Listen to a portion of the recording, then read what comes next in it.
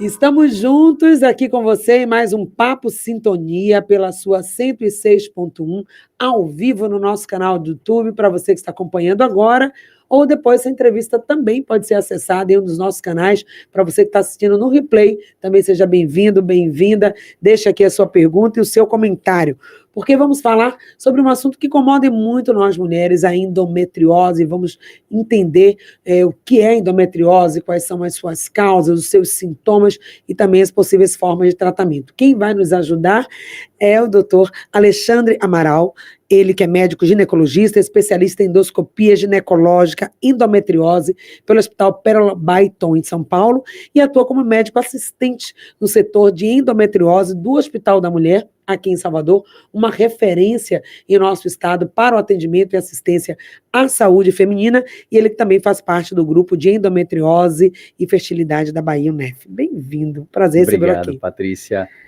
Para mim é uma grande honra estar aqui representando o Hospital da Mulher. Muito obrigado pelo convite e estou aqui à disposição tanto da sua pessoa como também dos telespectadores, né, dos ouvintes, para falar a respeito desse tema tão importante para a saúde da mulher, que é a endometriose. Exatamente, né? Um tema que muitas vezes passa, né, na vida da mulher e muitas vezes sem um diagnóstico, eu acredito, né? As dores que ela sente, o fluxo mais intenso, enfim. A endometriose, como é que a gente caracteriza? O que que é? É um CID, é uma doença, é uma condição? O que que é endometriose? Eu acho que é tudo isso que você falou, Patrícia. A endometriose, ela é uma doença benigna, crônica, inflamatória, e que ela é causada pela presença de células parecidas ou semelhantes ao endométrio, que é a parte mais interna do útero, fora do útero, ocupando locais tanto na pelve feminina como também na região abdominal. Os locais mais acometidos geralmente são a pelve, mas também existem locais extrapélvicos que a gente fala, como, por exemplo, cicatrizes de cesárea, cicatrizes de cirurgias anteriores e, eventualmente, às vezes, até outros órgãos, como o diafragma, por exemplo. Então, a endometriose, por ser uma doença benigna, né, muitas mulheres, às vezes, demoram mais para ter esse diagnóstico. Por quê? Porque não se pensa tanto em endometriose, mesmo nos dias atuais, mesmo com a quantidade de informação que a gente tem com relação à endometriose e com relação ao sentir dor não é normal, às vezes ainda existem colegas que não pensam em endometriose. Infelizmente, acaba retardando o diagnóstico dessa paciente e essa paciente acaba sofrendo muito tempo com dor. Hoje, Patrícia, só para você e os ouvintes terem ideia, mais ou menos entre 7 e 10 anos é o tempo de gap, né, de intervalo ali entre início dos sintomas e quando essa paciente realmente vai ter o diagnóstico definitivo de endometriose. Mesmo com todas as informações, com o Dr. Google aí atuando, todo mundo pesquisando. Mesmo com todas as informações, porque infelizmente ainda hoje existe uma grande questão com relação à relação médico-paciente. Tem muitas pacientes que, apesar de falar que sentem dor, né, muitas pessoas ainda normalizam essa dor dessa paciente. E sentir dor não é normal. Isso, sentir dor não é normal, gente. Sentir dor não é normal. A gente tem que entender que a dor, ela é algo subjetivo. A gente não tem como quantificar a dor de maneira real, né? Apenas de maneira subjetiva. Só você sabe a dor que você sente, só eu sei a dor que eu sinto. Cada um vai ter um limiar. Cada um vai ter um limiar de dor, cada um vai saber realmente o quão forte é essa dor. Então, geralmente, no consultório, quando a gente está lá atendendo os pacientes, geralmente eu mostro para elas, ou eu pergunto a elas, né, uma escala de 0 a 10, qual é a nota dessa dor dessa paciente? Dores acima de 7 são consideradas dor forte. E acima de 9 são dores extra fortes, né? Geralmente são aquelas dores incapacitantes. E essa é uma das principais causas, né, um dos principais sintomas das pacientes com endometriose, que é a dor incapacitante, principalmente no período menstrual. Quem vai incapacitar porque essa mulher não vai ter condição de ir para o mercado de trabalho, não vai trabalhar, ela vai ter as suas funções ali paralisadas em relação a isso. E muitas vezes aí ela é também criticada, julgada, fala, mas cólica, todo mundo tem cólica, não vai para a escola, não vai trabalhar por causa de cólica. Gente, nós estamos falando de uma dor que muitas vezes leva essa mulher até uma unidade, né, de emergência. Com certeza. A desmaios em casa, a vômitos eventualmente, né? Por quê? Porque é uma dor realmente muito forte e incapacitante. Então isso leva muito ao absenteísmo, né? As mulheres acabam, tanto mulheres como adolescentes, elas acabam faltando muito à escola, acabam faltando à faculdade, o trabalho, por conta dessa dor. E até como você falou, eventualmente elas acabam frequentando muito mais as urgências médicas por conta dessa dor, e isso não é normal. Se automedicando, se colocando em risco, em situação de vulnerabilidade para outros problemas. Agora, isso surge como? É logo na menarca, na primeira menstruação.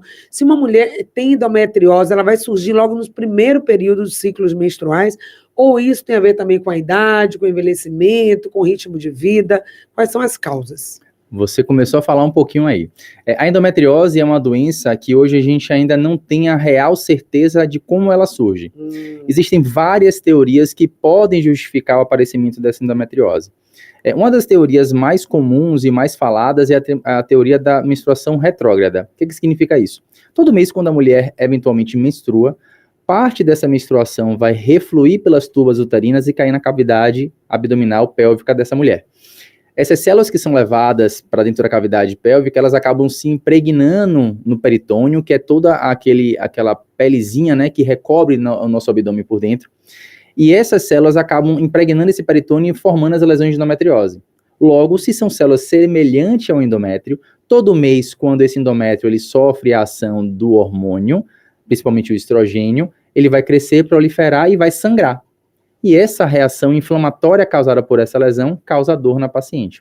Então, essa é uma das teorias que é da menstruação retrógrada. Só que, eventualmente, observou-se que mulheres que nasciam sem o útero também tinham endometriose.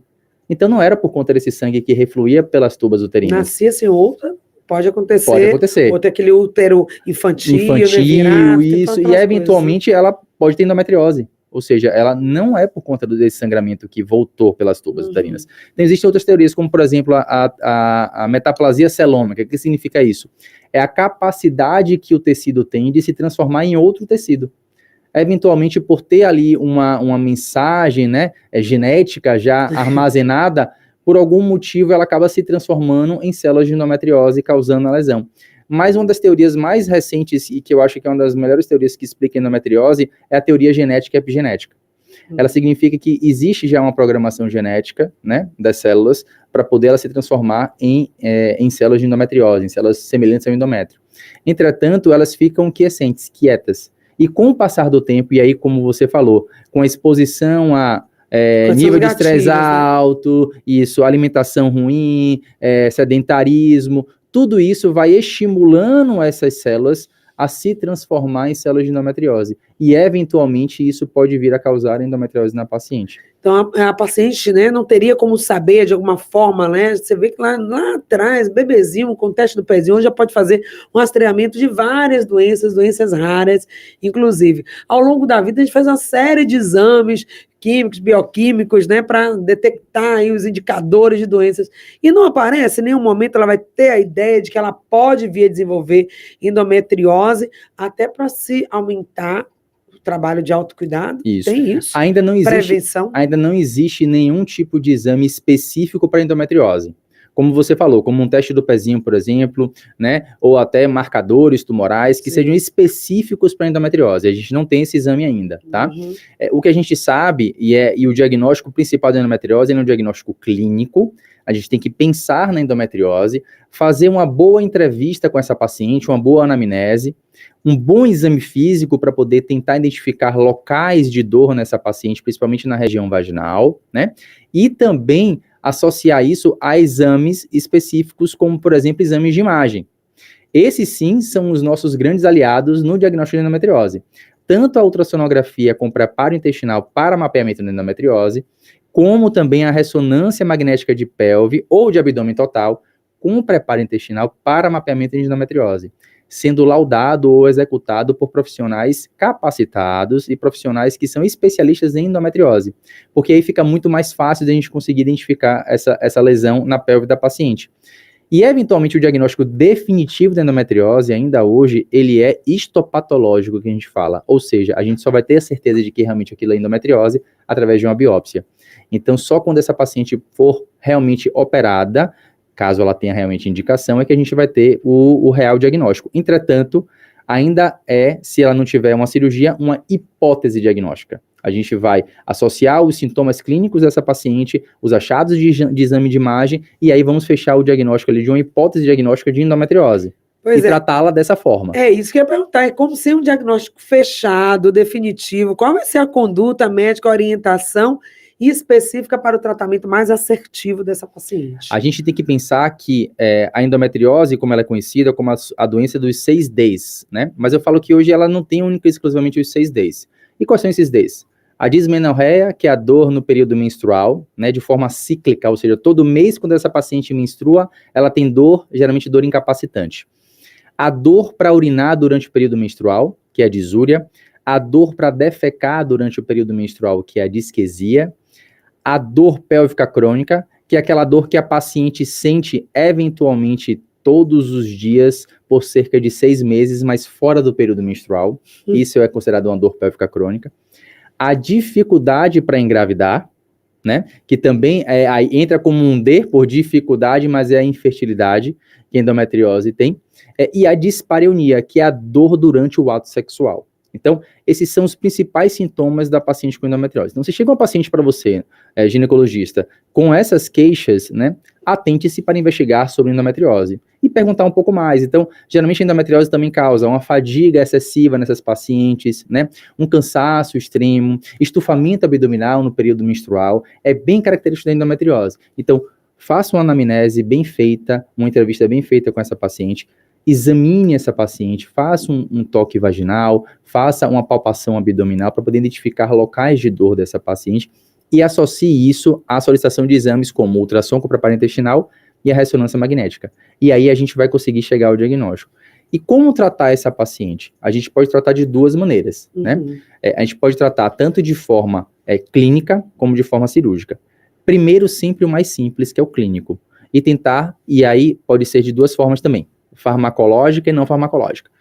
Geralmente o que eu recomendo sempre às minhas pacientes, vamos começar pela forma não farmacológica, que é mudança do estilo de vida, fazendo uma dieta mais anti-inflamatória, e tudo isso sendo acompanhado não única e exclusivamente pelo ginecologista. O tratamento e o diagnóstico da endometriose, ele é multidisciplinar. Porém, ele é encabeçado, né, ele é liderado pelo ginecologista, porque é quem vai realmente suspeitar, né, dessa doença em primeiro lugar.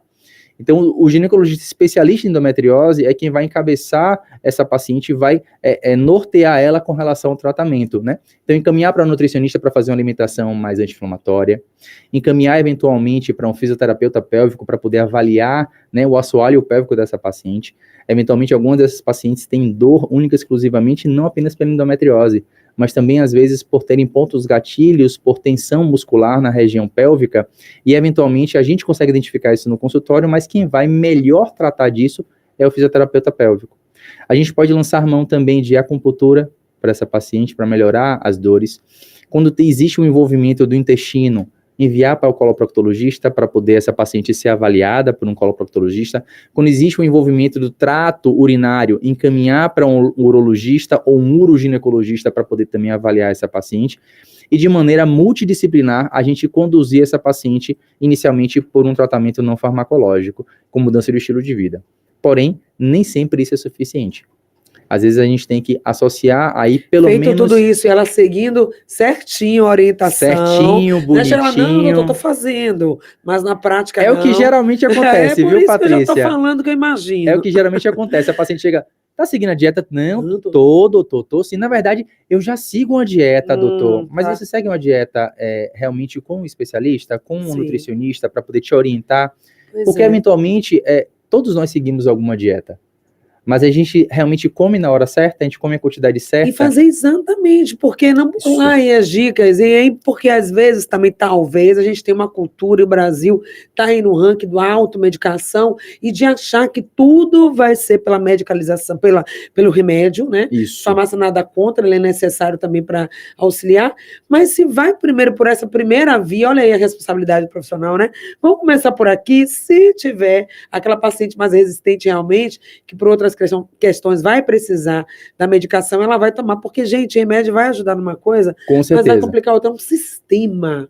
Estamos falando de um sistema, o ser humano. Isso, né? É por isso que eu falo. Aqui. A gente começa pelo não farmacológico, mas eventualmente a gente precisa associar ali medicações analgésicas para essa paciente. Para dor, realmente. Analgésico simples inicialmente, para ver se ela vai ter melhora. Se ela não evoluir com essa melhora, a gente pode passar para analgésicos um pouco mais fortes. E aí, eventualmente, naquelas pacientes com dor pélvica crônica, a gente pode associar ao tratamento o médico da dor. né? Para a gente poder ter uma melhora significativa dessa dor dessa paciente para levar ela a ter uma qualidade de vida. Não deu certo o tratamento não farmacológico, né? Apenas com drogas analgésicas. Vamos passar para as drogas hormonais. E aí a gente parte para o tratamento com os hormônios. E aí a pergunta que sempre tem no consultório, Patrícia, que eu acho que até você vai me fazer. Existe medicação específica para endometriose? Sim. Infelizmente ainda não. A gente não trata a doença, gente. O que a gente trata são os sintomas da doença. E aí cada um vai ser cada paciente vai ser um paciente. Cada caso é um caso. Cada caso é caso, dependendo de como está a condição daquela pessoa. Não existe receita de bolo para tratamento. Mas a minha vizinha está tomando tal coisa e ela se deu bem, eu fui naquele médico, vou marcar outro, porque ele não passou aquele medicamento. Que então, ótimo que sua vizinha está bem. Mas isso não significa que você também vai ficar. Pois é. Eventualmente, aquela medicação que sua vizinha toma, ela pode trazer para você muito mais prejuízo ou do que benefício. Ou você tem outras doenças de base, tem outros problemas de saúde que você não vai poder tomar. Isso. Tem paciente renal, você não deve ter tudo isso. Com ou certeza. Outras complicações. Com certeza. Peso também, aquela paciente está um pouquinho acima do peso, aquela que não tem, influencia? Influencia. Nossa, coisa, a obesidade, o sedentarismo, tudo isso vai influenciar na gênese da endometriose. Se essa mulher já teve filho ou não teve, dores. Porque quem tem endometriose pode... Está habilitado, pode engravidar, né? Inclusive até melhora, já ouvi dizer isso. Ou é mito? Não, é mito. Pronto, olha aí, ó. É mito. Mitos e verdades sobre engravidar não melhora a endometriose. E engravidar não é método de curar a endometriose. Não é. A gente ainda, até hoje, a gente não tem nenhuma forma de realmente cura total da endometriose. Não tem cura, tem controle, certo? Então. Existe um controle, e com a cirurgia, eventualmente, que a gente vai falar um pouquinho mais pra frente, com a cirurgia, a gente pode ter realmente... A depender da quantidade de lesão com essa paciente, a gente pode dizer que a paciente teve uma cura naquele momento. Pode voltar? Mas ela pode voltar. Ela pode ter uma recidiva dessa doença, né? E isso realmente pode acontecer.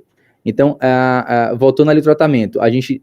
Existe alguma medicação específica? Não existe nenhuma medicação específica para endometriose ainda. Então, a gente trata o sintoma.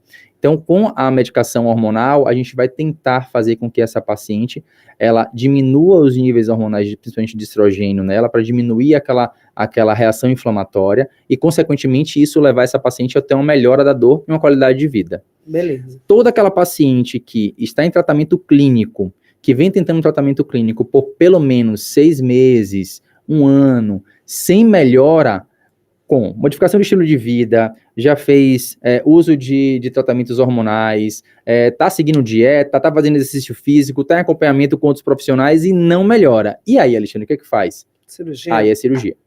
Essas pacientes que são refratárias ao tratamento clínico, óbvio que a gente tem que tentar sempre esgotar todos os tratamentos, Patrícia, claro. Porque levar essa paciente a um processo cirúrgico, cirurgia não é brincadeira. Claro, gente. Cirurgia é risco, existe um risco cirúrgico, né?